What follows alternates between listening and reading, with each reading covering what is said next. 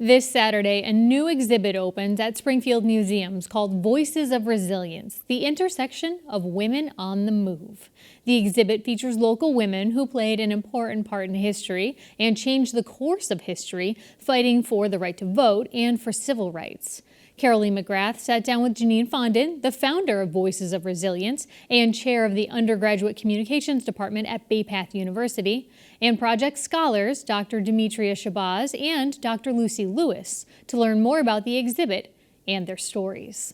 3 years ago, I started a project called On the Move to Advance Women, the On the Move Forum to Advance Women, where we started to hear the stories, about what life was like for women and decided to delve more into the history. And then with the wonderful Lawana Hood, who's come to the show many times, Lawana was committed to working on a project called The Intersection, where we covered a lot of African American women on the move that most people didn't hear about locally and nationally. Fast forward, Luana and I have always talked about continue on with the women's story and telling all women, the stories of all women, meaning that we would have women Latinas and African Americans, white women, everyone. So we wanted to tell those stories, and that's where Voices of Resilience came to be. And the other inspiration was also the book by the Republican, The Power of Women, and seeing all of those stories, and also in their series of books, because they have written a series of books on many different communities, and just being inspired by that and said, well, how can we pull out some stories that make it somewhat personal, and to say that history is not something in this big dusty book, it's really in the hearts of all of us. And right here, and I think a lot of times people take that for granted, but I want to touch on Lawana Hood, who has always been a great friend to our show. Unfortunately passed away last year, and I always learn so much about her. There is going to be something said during this exhibit about Lawana's great contribution in Western Mass. Yes, and actually Dr. Demetria Shabazz will be part of that tribute. Definitely.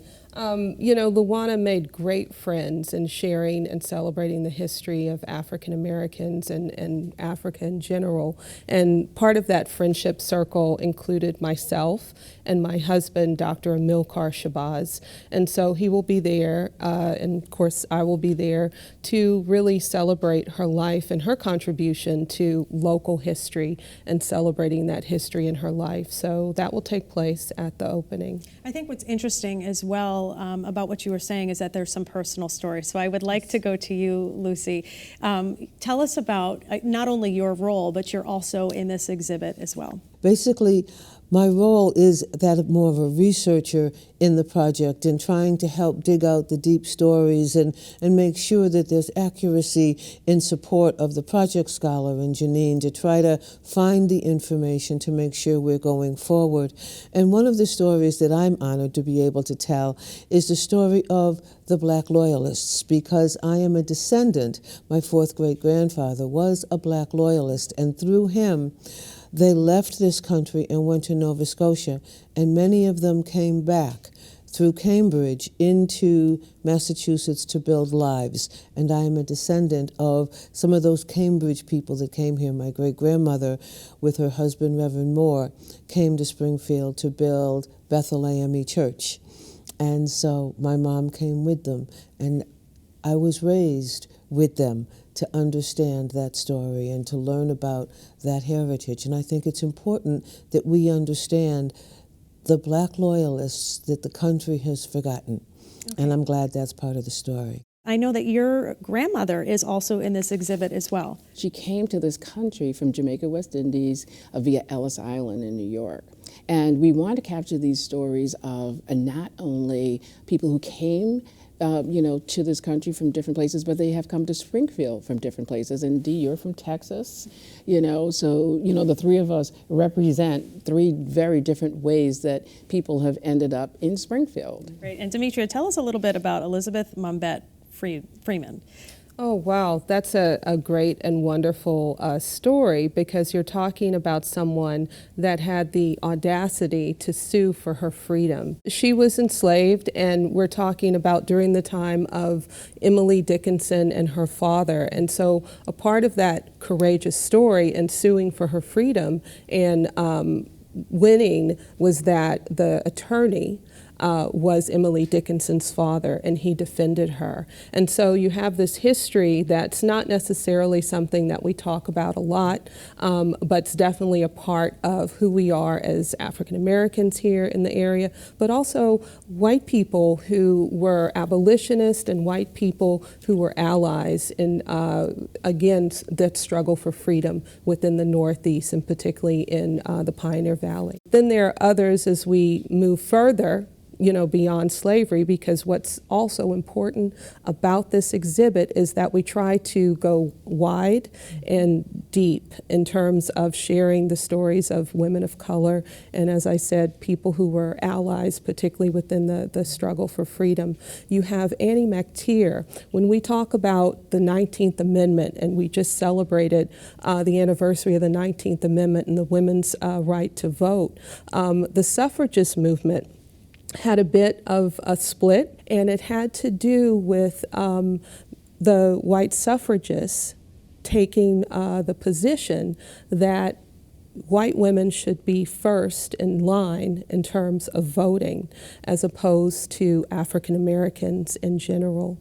And so there was a split that happened along the South in order to get the Southern white suffragists to be a part of that movement. They made a choice to support the 19th Amendment based on white women and their right to vote, and not in general African Americans. And so that was really significant.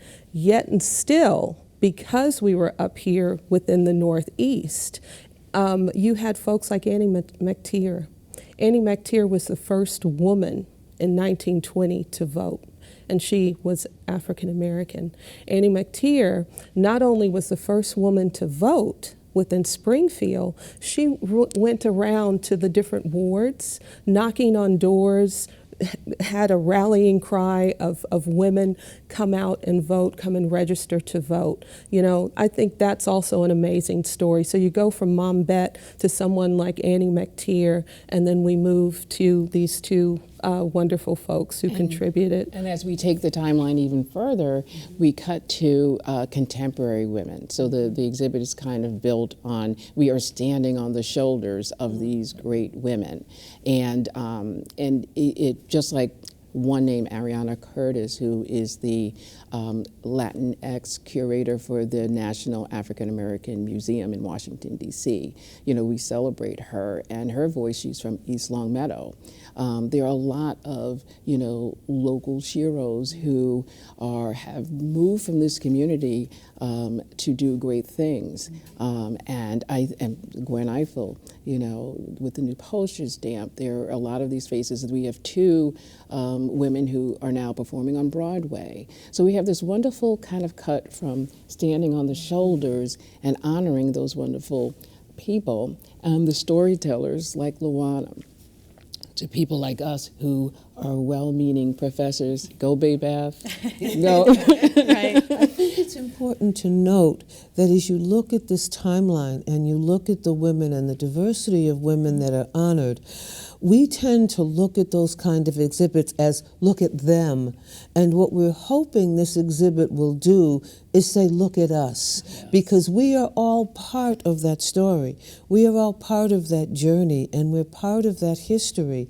And we are not necessarily raised to look back and say, whose shoulders do I stand on? Why do I have the courage and confidence and the voice that I have? There's somewhere in that past that there were people that stood up.